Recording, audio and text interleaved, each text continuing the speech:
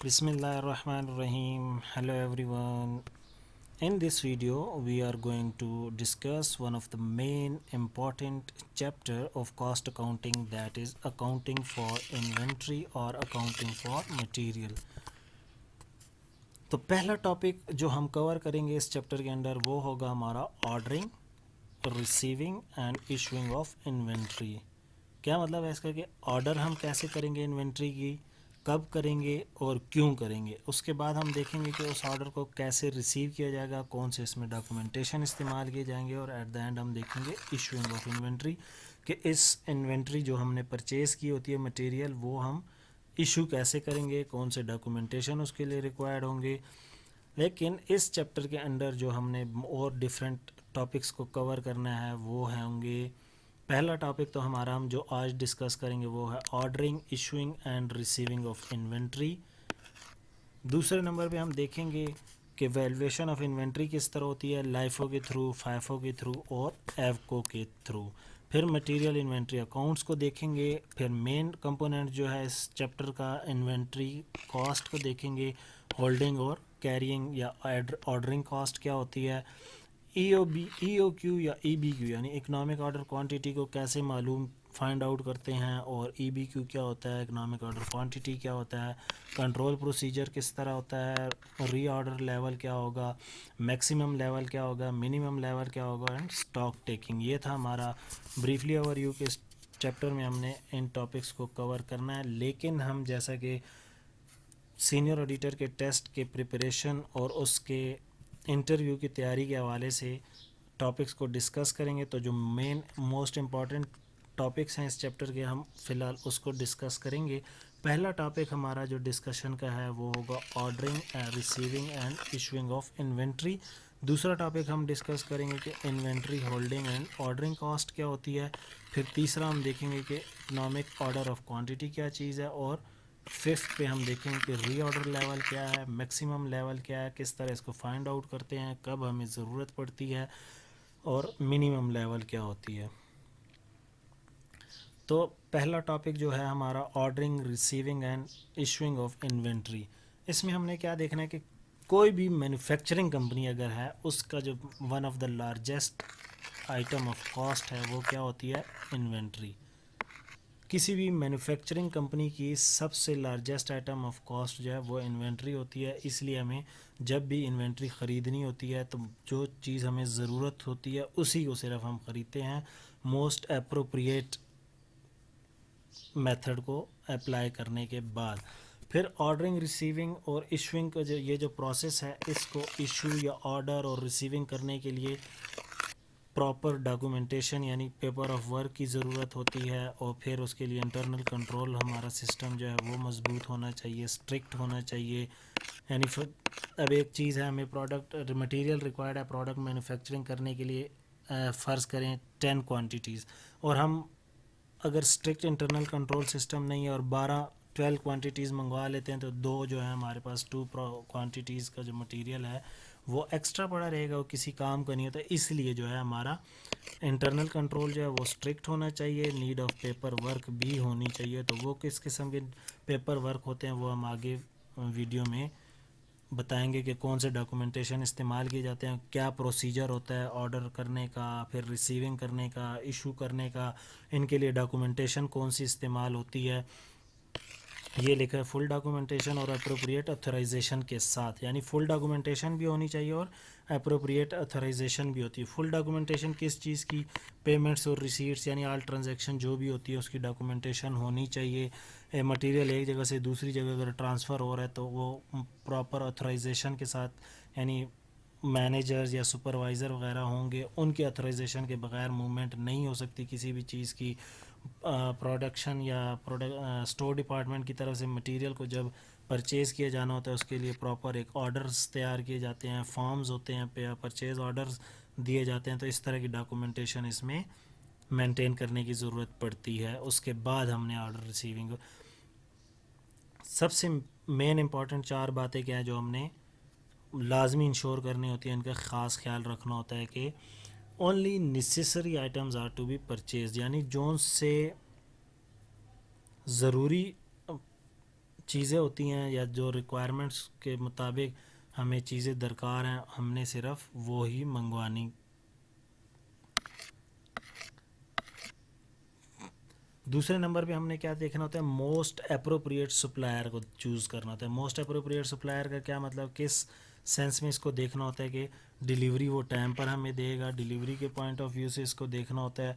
दूसरा हमने इसमें क्या देखना होता है कि डिलीवरी डिटेल्स देखनी होती है और प्राइस के हवाले से। मिसाल हम कोटेशन की एग्जांपल ले लेते हैं। हम मार्केट में जाते हैं, हमें हमने कोई प्रोडक्ट्स के लिए मैन्युफैक्चरिंग के लिए मटेरियल्स दरकार है, मटेरियल परचेज़ करना है, तो हमने कोटेशन टाइप 3-4 दुकानदारों से, शॉपकीपर से हमने रेट ले लेने थे, जो जिसका रेट और क्वालिटी वाइज हमें ज़्यादा बेनिफिशियल लगेगा, वो चीज़ हमने परचेज़ करनी है कंपनी के में प्रोडक्शन के लिए।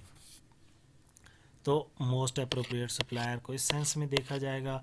फिर actual as per record, goods are actual as per record, यानी जब गुड्स हमने रिसीव्ड करनी होती हैं तो तब हमने अपने परचेज़ ऑर्डर, यानी जो परचेज़ ऑर्डर हमने दिया होता है कि हमें ये चीज़ें रिक्वायर्ड हैं, क्वांटिटी और क्वालिटी के हिसाब से हमें देकर उसके बाद हमने चीज़ों को जो है वो एक्सेप्ट करना होता है सप्लायर से। और एंड पर हम क्या देखते हैं कि प्राइस पेड, यानी जो चीज़ हम दे रहे हैं, ये ऑप्शन रिपीट हो गया, इधर होगा प्राइस। चौथे नंबर पे हमने क्या देखना होता है, प्राइस।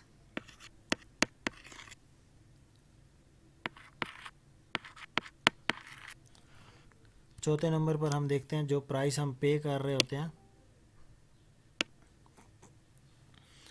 क्या जो गुड्स हमने रिसीव किए हैं वो ठीक हैं, कोई चीज़ डैमेज तो नहीं है, जिस तरह हमने परचेज़ ऑर्डर में एग्रीड किया था उनके साथ उसी के हिसाब से चीज़ें हैं, और ऑर्डर जितने दिन का टाइम हमसे लेकर उन्होंने दिया था कि मीन हम 8 से 10 दिन के अंदर अंदर ऑर्डर आप तक पहुंचा देंगे, तो उस अगर वो सारी चीज़ों को सप्लायर जो है वो फुलफ़िल कर रहा है तो उसके बाद हमने उससे चीज़ें ख़रीद कर पेमेंट करनी होती है। इसका प्रोसीजर क्या होता है, किस तरह हमें परचेज़ यानी मटेरियल्स को परचेज़ करते हैं, उसके प्रोसीजर को हम सारा डिस्कस करते हैं डायग्राम के थ्रू। प्रोडक्शन डिपार्टमेंट, किसी भी कंपनी में मटेरियल की रिक्वायरमेंट्स का पता किधर से चलेगा, प्रोडक्शन डिपार्टमेंट से, यानी जहाँ पर प्रोडक्शन हो रही होती है, या उसके सुपरवाइज़र या मैनेजर्स जो होते हैं उनके थ्रू स्टोर डिपार्टमेंट्स के पास GRN,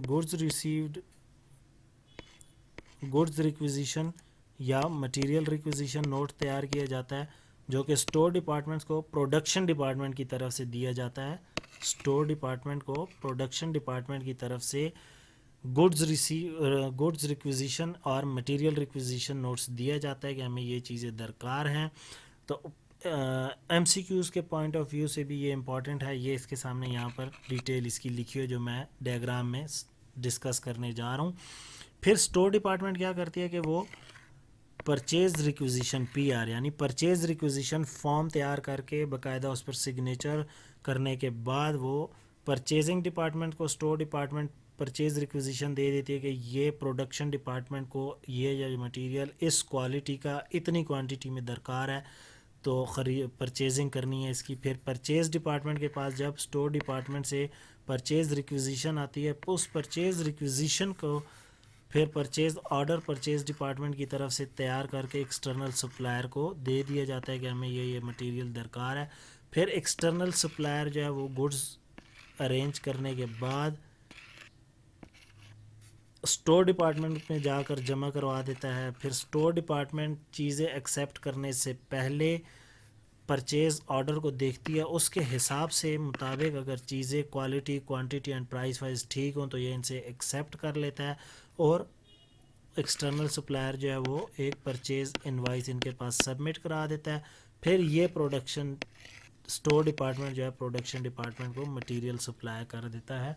तो ये एक पूरी सर्कल है। इस तरीके से मॉडल मटेरियल को ऑर्डर किया जाता है, ऑर्डर करने के बाद इस तरीके से परचेज़ किया जाता है, इस तरीके से फिर वो रिसीविंग करते हैं स्टोर डिपार्टमेंट वाले, और फिर इसको इशू कर दिया जाता है स्टोर डिपार्टमेंट से प्रोडक्शन डिपार्टमेंट को।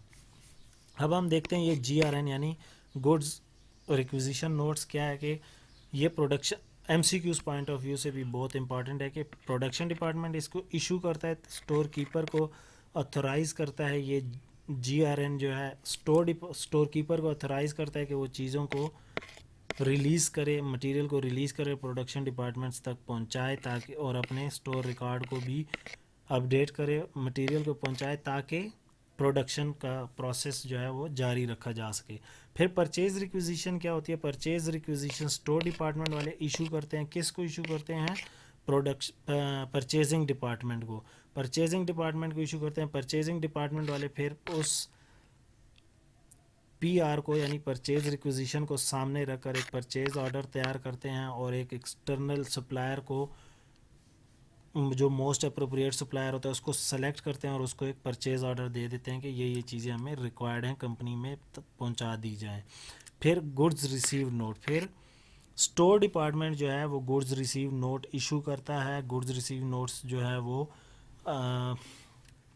PO के अगेंस्ट, यानी store department will check the goods against PO, जो मैंने जिक्र किया कि quality, quantity and price wise वही चीज़ों एग्रीड आपस में जिस पर हुए हैं, अगर वो चीज़ें हैं तो वो एक गुड्स रिसीव नोट इशू कर देता है और अपने स्टोर कीपर अपने रिकॉर्ड में चीज़ों को अपडेट कर देता है, मटेरियल्स को। इसके अलावा एक्स्ट्रा जो कंपनी को डॉक्यूमेंटेशन रखने की ज़रूरत बाज़ औक़ात पड़ती है, वो मटेरियल रिटर्न नोट होता है। मटेरियल रिटर्न नोट क्या चीज़ होती है? कि जो प्रोडक्शन डिपार्टमेंट में मटेरियल यूज़ हो रहा था और जो मटेरियल बच गया है उसको रिटर्न करते हैं स्टोर डिपार्टमेंट में, तो स्टोर डिपार्टमेंट को, तो जो स्टोर डिपार्टमेंट को मटेरियल रिटर्न करेंगे तो उसके लिए साथ में प्रोडक्शन डिपार्टमेंट की तरफ से एक मटेरियल यानी MRN फॉर्म तैयार किया जाता है, उसको साथ अटैच करके मटेरियल्स को स्टोर डिपार्टमेंट की तरफ वापस डिस्पैच कर दिया जाता है, यानी उनको रिटर्न कर दिया जाता है। फिर मटेरियल ट्रांसफ़र नोट क्या होता है? मटेरियल ट्रांसफ़र नोट ये होता है कि एक डिपार्टमेंट से अगर किसी दूसरे डिपार्टमेंट में मटेरियल को ट्रांसफ़र किया जाए तो मटेरियल ट्रांसफ़र नोट्स उसके साथ अटैच किया जाएगा। इसको बनाने की ज़रूरत पड़ेगी कि डॉक्यूमेंटेशन इनको बना मेंटेन रखना पड़ेगा। फिर गुड्स रिटर्न नोट्स क्या होता है? अब MRN यानी मटेरियल रिटर्न नोट्स और गुड्स रिटर्न नोट्स में क्या फ़र्क है? MRN जो है ये स्टोर डिपार्टमेंट्स को मटेरियल जब रिटर्न किया जाता है उस वक्त इशू किया जाता है स्टोर डिपार्टमेंट्स को मटेरियल रिटर्न करते वक्त। और गुड्स रिटर्न नोट्स क्या होते हैं? गुड्स रिटर्न नोट्स जब हमने गुड्स सप्लायर को रिटर्न करने होते हैं, यानी अगर कोई डैमेज गुड बीच में से निकल आए या परचेज ऑर्डर के एन मुताबिक मटेरियल प्रोवाइड ना किया गया हो सप्लायर की तरफ से, तो गुड्स रिटर्न नोट एक इशू किया जाता है। तो ये फ़र्क है मटेरियल रिटर्न नोट्स और goods return note. Material return notes store departments को मटेरियल जब वापस रिटर्न किया जाता है उस वक्त इशू किया जाता है, जबकि गुड्स रिटर्न नोट्स जब सप्लायर को गुड्स रिटर्न करने पड़ते हैं तब गुड्स रिटर्न नोट्स इशू किया जाता है। क्रेडिट नोट्स क्या होता है? कि क्रेडिट नोट्स आर रिसीव्ड, तब रिसीव्ड किया जाता है if goods have been return to the supplier और there is a default with the invoice, तो तब क्रेडिट नोट्स को इशू किया जाता है। ये थे हमारे आज का टॉपिक। अब हम यहाँ पर देखते हैं कि हमारे जो हमने डिस्कशन किया goods receive note, purchase requisition या इस तरह के जो डॉक्यूमेंटेशन के हवाले से हमने डिस्कशन किया है, उसको देखते हैं उनके सैम्पल फॉर्म को कि ये किस तरह के होते हैं और कैसे यूज़ किए जाते हैं। हमारा सबसे पहले है गुड्स रिसीव नोट। अब गुड्स रिसीव नोट्स का जैसे मैंने जिक्र किया, goods receive notes store department की तरफ से जब परचेज ऑर्डर पर mention quantity, quality and price wise material जो सप्लायर ने हमें प्रोवाइड किया है वो एक्यूरेट हो तो store department goods receive notes provide करता है। इसकी 3 कापियाँ होती हैं। एक कॉपी जाती है हमारी, ये नीचे लिखा हुआ है अकाउंट्स डिपार्टमेंट, दूसरी जाती है सप्लायर कॉपी और तीसरी जाती है स्टोर गुड्स कॉपी, यानी अपने स्टोर को स्टोर रिकॉर्ड को अपडेट करने के लिए इस्तेमाल किया जाता है। स्टोर डिपार्टमेंट GRN इशू करता है एक्सटर्नल सप्लायर से चीज़ें रिसीव करने के बाद। और इसको किस तरह यूज़ किया जाता है? इस पर सप्लायर का नाम मेंशन होता है, ऑर्डर नंबर लिखा होता है, कौन सा ऑर्डर नंबर है, डेट लिखी होती है, डिलीवरी लोकेशन लिखी होती है, क्वांटिटीज़ लिखी होती हैं, pack size, price, order quantity, delivery notes etcetera, ये सारी चीज़ें, कमिट्स, किसने इसको रिसीव किया है, किसने चेक किया, ये सारी चीज़ें इसमें मेंशन होती हैं। उसके बाद हम देखते हैं परचेज रिक्विजिशन स्लिप का फॉर्म, कि वो किस तरह का फॉर्म होता है। परचेज रिक्विजिशन फॉर्म के बारे में जैसे मैंने डिस्कशन किया, परचेज रिक्विजिशन फॉर्म जब प्रोडक्शन डिपार्टमेंट की तरफ से स्टोर डिपार्टमेंट के पास मटेरियल रिक्विजिशन फॉर्म आता है कि हमें ये चीज़ें दरकार हैं, तो store department purchase requisition form को प्रोवाइड करता है, कोई जनरेट करता है, कोई इशू करता है, किसको? परचेज डिपार्टमेंट को। परचेज डिपार्टमेंट को इशू करता है कि ये चीज़ें दरकार हैं, फिर परचेज डिपार्टमेंट्स वाले पीओ इशू करते हैं एक्सटर्नल सप्लायर को। तो ये चीज़ हमारी होती है परचेज रिक्विजिशन स्लिप। इसमें भी वेंडर का नाम लिखा होता है, वेंडर का कांटेक्ट, शिफ्ट कहाँ पर देनी है, इस तरफ प्रोडक्ट, प्राइस, डिस्क्रिप्शन, तो ये सारी चीज़ें इसमें भी मेंशन होती हैं। एंड पर साइन वगैरह किसी न किसी के मैनेजर के हुए होते हैं।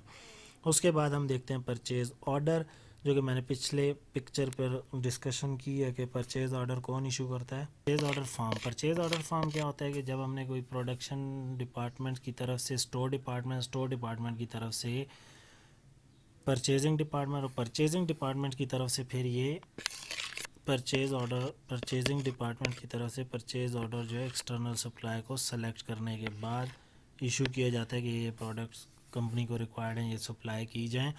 तो उस प्रोडक्ट्स को, मटेरियल्स को या इन्वेंट्री को परचेज़ करने के लिए परचेज़ ऑर्डर जो है वो इशू किया जाता है, और उसमें भी कंपनी का नाम एक तरफ लिखा होता है, दूसरी तरफ वेंडर का डिटेल लिखी होती है सारी, कितनी अमाउंट की क्वांटिटी चाहिए, क्या प्राइस होगी, क्या क्वालिटी होगी, सारी चीज़ें उसमें मेंशन होती हैं। ऑथराइज सिग्नेचर भी होते हैं। उसके बाद सारा प्रोसेस जो है वो अमल में लाया जाता है। इसके बाद हम देखते हैं हमारा टेस्ट यूर नॉलेज, यानी जो टॉपिक हमने डिस्कस किया है इसके हवाले से एमसीक्यूज देख लेते हैं एक दो। The following documents are used within a costing system. Costing system में कौन से डॉक्यूमेंट्स इस्तेमाल किए जाते हैं? पहला, इनवाइस फ्रॉम सप्लायर को इस्तेमाल किया जाता है, बिल्कुल। दूसरा हम देखते हैं पीओ परचेज ऑर्डर को इस्तेमाल किया जाता है, बिल्कुल। परचेज रिक्विजिशन फॉर्म को इस्तेमाल नहीं किया जाता। सो 1 एंड 2 इसमें करेक्ट है, डी ऑप्शन इसमें करेक्ट होगा।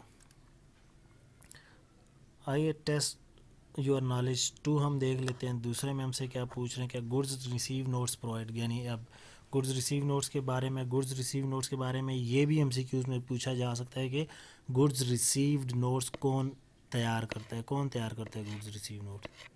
Goods receive notes store department वाले तैयार करते हैं।